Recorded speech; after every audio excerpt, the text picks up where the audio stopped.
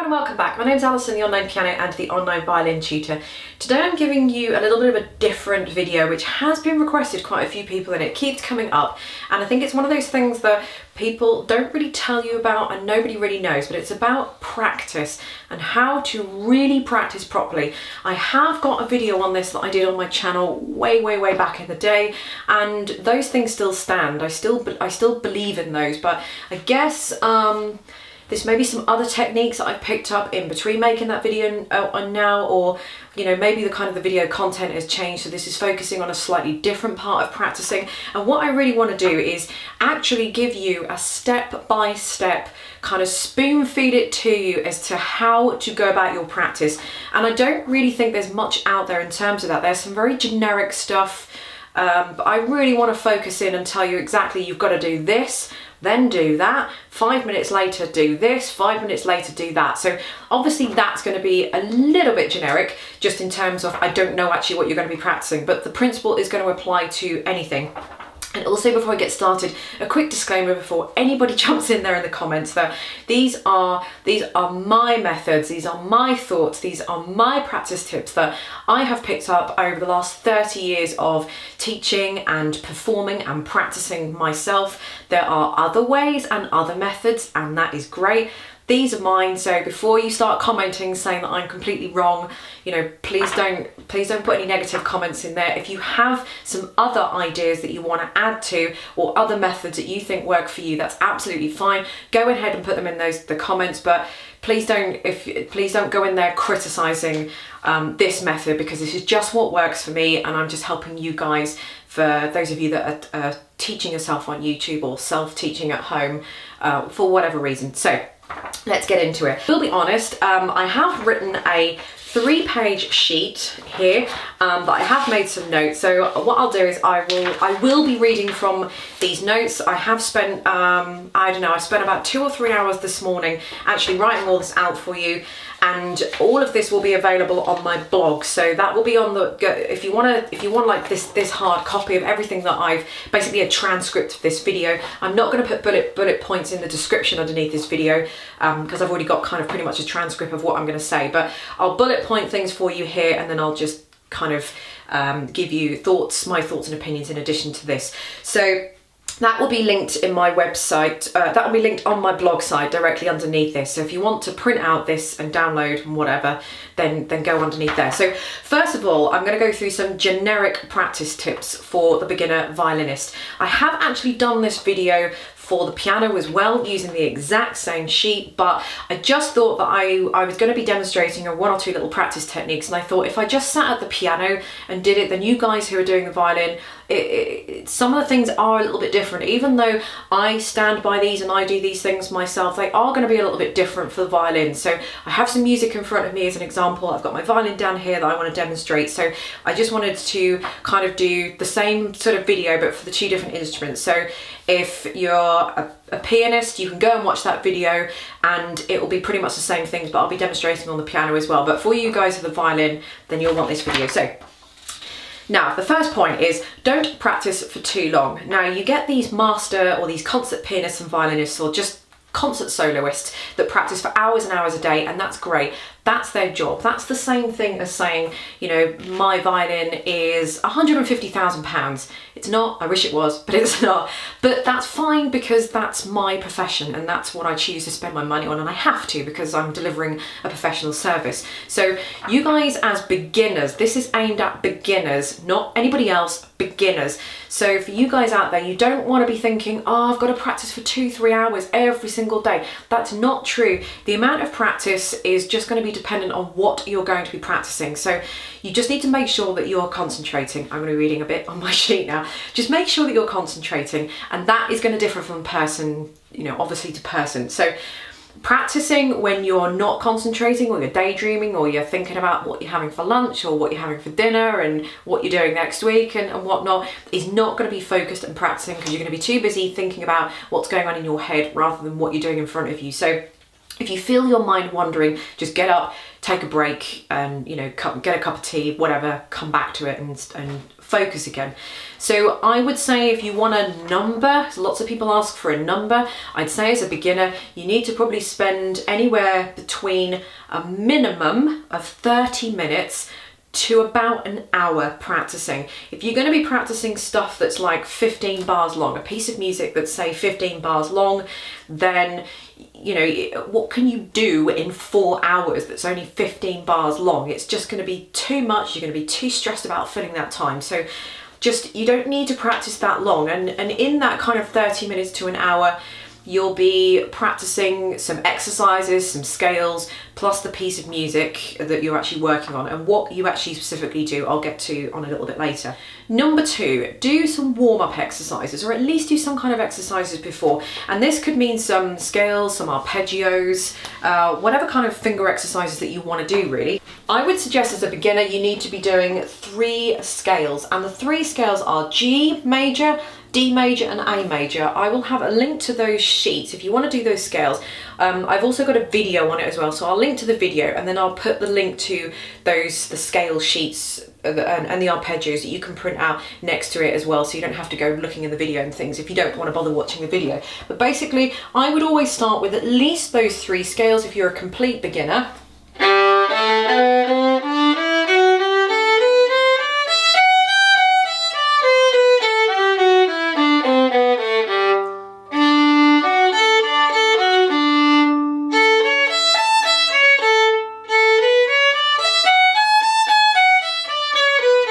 Just a little selection. You could kind of you know, switch it up a little bit.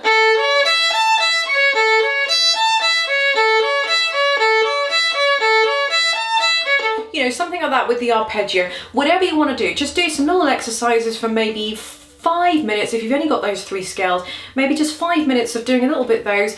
It might not necessarily improve your playing as such, but what it will do is just warm up the fingers and just find that your fingers will just move a lot quicker.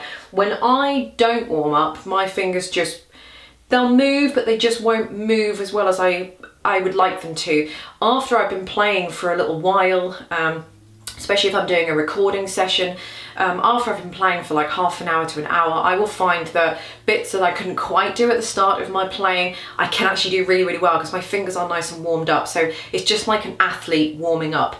It's the same, it's exactly the same principle. You will just find that your fingers will just feel a lot looser, and all of a sudden you can just do everything. It's really weird, but anyway. So those are the exercises, and just carry on and do that, like I say, 5-10 minutes until your fingers feel nice and loose. Okay, so moving on to starting a new piece. So again, I'm going to be reading a little bit from this. So your level that you are and how quickly you're going to absorb the information on the page is going to depend whether you're good at sight reading, the nature of the piece, the genre, and these factors will influence how quickly you learn a particular piece of music. I've just kind of realised that the more pragmatic and more methodical the approach that you take to learning music, the better and more efficient you're going to be at it. So just treat yourself like a complete and utter total idiot, basically, is pretty much what I'm kind of saying. So the first thing, generically, the first thing that I would do is I would often work out where unexpected notes are first. So any notes that I think, what on earth is that? So I'll head to that kind of thing and kind of work that out. I'll circle them in or pencil them in on the music. So don't forget to get yourself a pencil. Never put pen on music, always use pencil because you can always rub it out. I'll write in the names of very high or low notes. Yes, I do that on the music. So if I've got something that's on like 4 ledger lines, I don't know what that is because I don't play them that often enough. So I don't want to be sitting there working it out while I'm getting there. So I'm going to count up and I'm going to put in a tiny little G or an A or whatever it is, just so I don't have to bother about it. And that's probably more true with the violin, simply because a lot of stuff is really high up on the E string. I don't play it often enough. So I don't, sometimes I recognise the notes, sometimes I don't, but if I'm playing a piece of music, I just want to be getting on with it and playing it. So if there are any really low notes or high notes that you don't quite understand, then go ahead and pencil them in. There's absolutely no shame in doing that whatsoever. I familiarise myself to see if there's any broken chords and arpeggios and write in the names of the harmonies. So for example, if I see an F major scale in there, I can either remember it's an F major scale or I'll just write F major scale. That means that I'll just get straight on and do the F major scale. I don't really have to think about it, except think about what rhythm it's actually in. And I might also just do a quick kind of analysation of the structure of the music. So I might see if any bars are the same. I might see if there's any kind of repeated bars, not as in repeated sections, you know, with the thicker bar and the two lines, but actual repeated sort of, maybe just repeated sections within the music. So those two bars come back again here, or they come back again there, or maybe they're a little bit higher or a little bit lower, because it just helps me to kind of fathom out the music and just cut a lot of thinking out once I do that. Once I start to learn a piece, I practice under tempo. So do not be tempted to play through the piece at tempo straight away. So you can see how important that is, because I have actually put that in quite big writing here and in red. So many students, almost every single student or every single person I have ever seen start a new piece of music has just started straight off at full speed tempo, and it's just, whoa, if you could play it perfectly at that speed, we wouldn't be here. You'd be teaching me, or you'd be a world-class pianist or violinist or whatever. So do not play it fast. If you can play it fast, then you're off and away.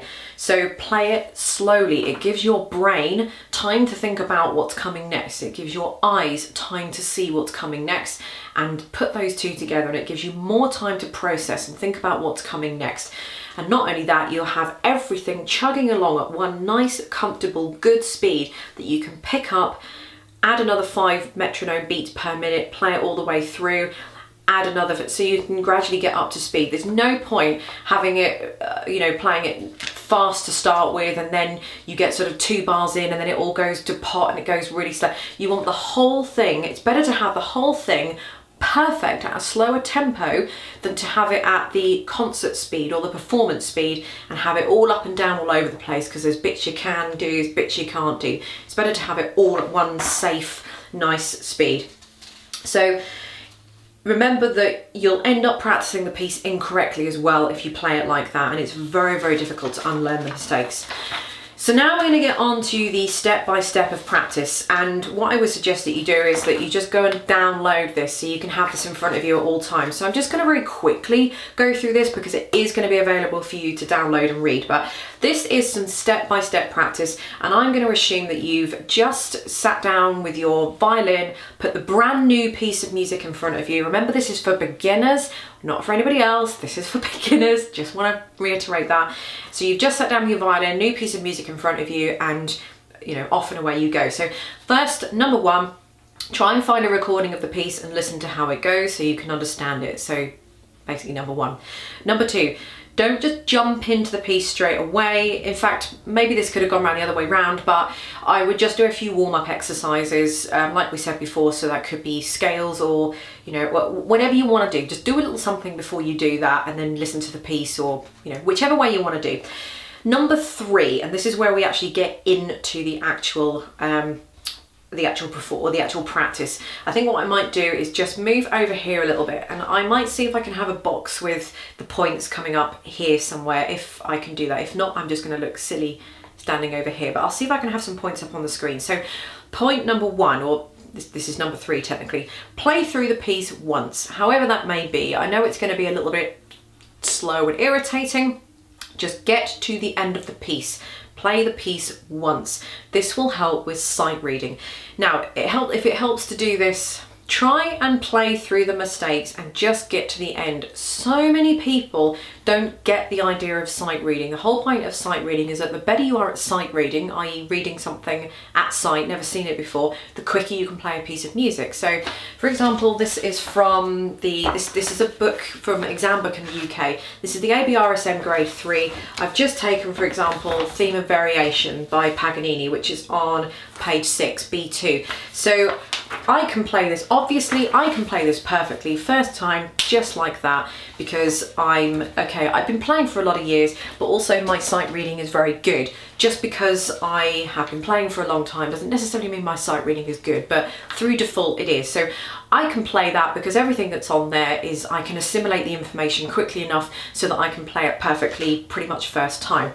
So the better you are at sight reading, the quicker you're going to be at learning it. All I would then have to do is perhaps just tart it up and polish it up a bit, put in some phrasing, some nice bow slurring, some vibrato, some dynamics, and we're pretty much good to go, if you like.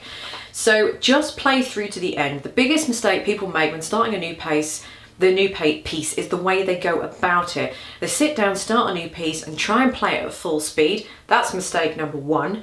And they try and perfect it as they go along. So this is what I mean. Human nature wants to get everything right the first time. So if you make a mistake, don't worry about it. Chill, just carry on, get to the end. Number one, you'll get the flavor of the whole piece. Number two, don't worry about the mistake. I'm not telling you to ignore the mistake. I'm just telling you to simply put it aside for the moment, and we will come back and work on that with the rest of the steps that we've got there. So just get to the end. Otherwise, most students, they never get to the end. They're really good at the first 6 bars or measures. And then I say, what's the end like? Oh, I haven't got to the end. Why not? Because they've been too busy trying to memorize the first 6 bars or trying to perfect things as they go along. So get it right down to the end. And you might do this maybe, I don't know, 2-3 times before you'll then start to feel familiar with the music. So the first or second time through will be more like sight reading. You won't quite know what's coming, but it's going to give you the whole flavour of the piece. And then after that, you'll find that you'll then start to become familiar. So that's pretty much it. The sight reading and playing or practising are 2 completely different skills. They are not the same. So anyway, download this and read all the information that I've got on here on point 3. So after you've sight read it through, I don't know, 1, 2, 3 times, and you start to become familiar with it, then we can start practicing. So the next step is then to run through the piece just once more, but as you go, you stop to circle problems. So if you're playing a piece and there's a particular tricky rhythm or some particular notes, whatever, circle those. And then carry on, circle anything else, carry on, circle anything else, that kind of thing. The first thing that I do before I touch a piece of music is just to look at the key signature, so I know which sharps and flats to incorporate, and then I just have a look to see if there are any sort of patterns or any really high notes or any particularly tricky parts. And I do exactly the same thing. I don't always circle them with a pencil, but then obviously I've had enough years of experience not to do that and to be able to recognize myself what I can and can't do. So once you've done that and you've gone through and you've circled everything, you should be pretty set to practice efficiently now. So number 5, now that you've marked the music in several places, I would head straight to the first problem that you've got and begin tackling that. So that could mean that you would play that maybe 2 bar, if it's 2 bars or 1 bar, whatever. It could mean that you'd play that little section really, really slowly. Definitely play it separate bows, maybe set it even to a metronome. One little trick I like to do is to take a phrase and kind of twist it and turn it around. So what I'll do is, for example, the theme of variation, the Paganini, the second half, so the last 2 bars where you've got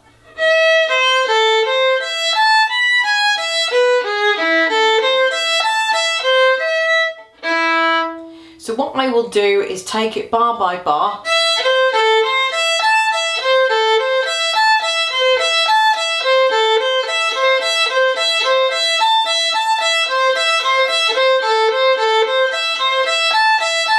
So I'm taking all those notes, the E, the C, the A, C, E, A, and I'm just twisting them around. I'm first doing them forward, and then I might do it a little bit different.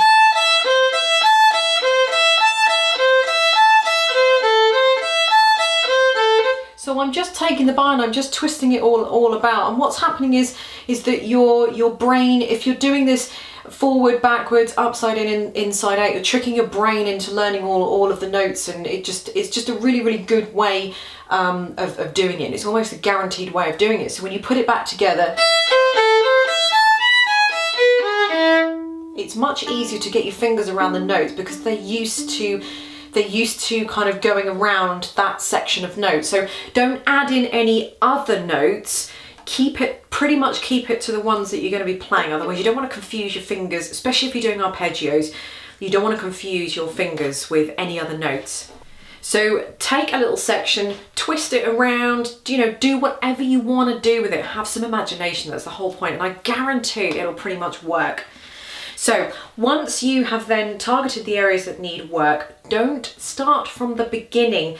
Just go back a few bars and add it in together. So, you know, it obviously depends on where the first problem is. If the first problem is in bar 2, obviously go back to the beginning. But if your first problem is like bar 20 and it's halfway through the piece, don't go all the way back to the beginning. Complete waste of, you can go from the beginning to bar 20. That's not the problem area. Bar 20, let's say, is the problem area. So why would you play 20 bars that are fine? It's just wasting your own time on your own practice session. Then you get more tired a little bit more quickly. So maybe go back to bar 17 or wherever you kind of feel is appropriate for the music. Start at bar, let's say 17, run it through, and let's see if when you hit bar 20 it runs through nice and smoothly. Do it slowly, and maybe do it with a metronome as well. So, you know, fix whatever you need. Once that's fine, then you can move on and do the same thing with the next problem area. If you've ran it back to bar 17, and when you get to bar 20 there's still a problem, go back and fix the problem. Do it all over again. Keep doing that process, bar 17 to bar 20, say, and you keep going through doing that process until it is fixed. Do not stop until it is fixed. This, folks, is what we call practice. It takes time and it takes effort, and it's a little bit laborious, and if you don't have time to do all of that with the entire piece, then just cut the piece in half, and then you can do the next bit the next day. You don't have to do it all in one practice session, or you might actually be there 6 hours, and you don't want that because you're going to be tired. So obviously use your common sense. It depends on how long the piece of music is, but if it's just like 1 page of music and there's maybe 4 or 5 problem sections, you could probably sort that out in one sort of practice session. And it's not about how long you're sitting there for, but whether you achieve anything. I always say that practice is something where you start your practice at 3 o'clock in the afternoon, not being able to do very much. You finish your practice at 4 o'clock in the afternoon. The piece might not be perfect, but you've achieved something. So practice is achieving something that you couldn't do an hour earlier or so. So number 6, once you spend a good amount of time on the problems and trying to fix them, then just go back and play the piece all together and put it all together and see what happens. Again, you can put it with a metronome, or you could just play it really slowly. Slow is still the key. Okay, moving on, number 7, assuming that you've had a good grasp of the piece and there are just maybe 1 or 2 teeny errors remaining, it's just time to polish the piece before you add in all the dynamics and articulation. Even if you think you can play it a bit faster, don't get cocky just yet. You want to start slowly and build up the tempo. So what you want to do is start the metronome on at a slow speed, and obviously that will just depend on what kind of piece you're doing. So start it at a nice slow tempo. Then what I always say, pick your speed, knock another 10 off it, and that's probably what I would recommend, because I know what students are like. Students always set it quite fast, and then they try and they think it's slow enough, try and play, and they can't. So set your metronome, knock another 10 off that, and that would probably be what I would recommend you play it at. And that might be really super boring slow, but again, it's called practice and you've got to stick with it. So just stick at the slow speed. I'll show you. Okay, so I've just got one of these metronomes going here. I've got it at about a speed of, I don't know, 120, whatever. I hope the camera's going to be able to pick this up and the violin is not going to drown it out too much. I'll try and play a little bit softly so you can hear. So I'll do that bit I was actually playing before.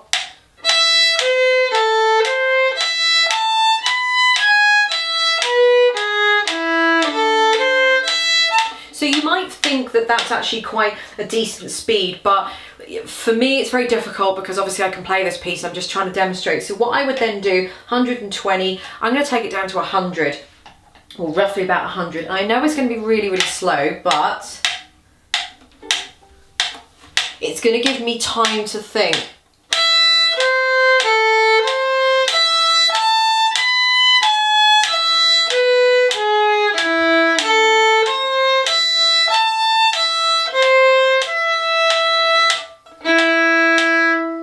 Okay, so that was a little bit slow, but it gave me time to process and think about every single note I was playing and what note is coming up next. I'm not going to go into what's going on with the metronome. It's just a whole different other story, but just suffice to say, just set the metronome ticking to a nice speed or a nice pulse that you feel is comfortable. And again, slash another 10 to 15 off of that, and you're probably where you should be. What I would do then, that's around about 100, let's say. What I would do is play that through a few times at 100 until it was perfect, and then I would add 5. So I would then play it all again at 105, and I'd play it through however many times until it was perfect at 105. If it was perfect the first time round, I'd probably just play it again just to make sure it wasn't a fluke. Then I'd maybe go up to 112 and then knock it up another 5 to 10, obviously depending, until we hit the speed it was going to be at, and that's what I would keep practicing to. And I wouldn't be doing any of this until a few days into your practice. So it's going to take you, the points that I mentioned earlier, you're not going to be able to do them all in one go. You'll have to do them a little bit, you know, or it might take you a week before you get to this stage. This isn't just all in one day. This is spread over time. So there we go. So that's pretty much about it. The next day you would pretty much just do the same thing again, but just perhaps on a lighter level. So you'd perhaps just play it through once just to see if what you had done the day before had sunk in. It probably hasn't. So then what you'll have to do is just go back to those highlighted areas and just play them through again just to familiarize yourself. Then go back a few bars, add it in. Do that with all of the problem areas, and then go back to the beginning. And so you'll see that it'll be the same type of work, but it'll just be a lot less work and it'll be a lot quicker. And that's practice and that's progress. And that will become less and less and less towards the end of the week, until you find when you get to the end of the week, you can pretty much just play it through, boom, just like that, still at a nice slow level, boom, just like that. And then you can start to increase the metronome. So I've put this into days and bullet points and everything, but just go and download this. I know this has been an incredibly long video, and I'm sorry for that, but for those of you that are still here and still watching this video, I hope it's been useful to you. So thank you very much for watching, and I'll see you in the next video. Bye.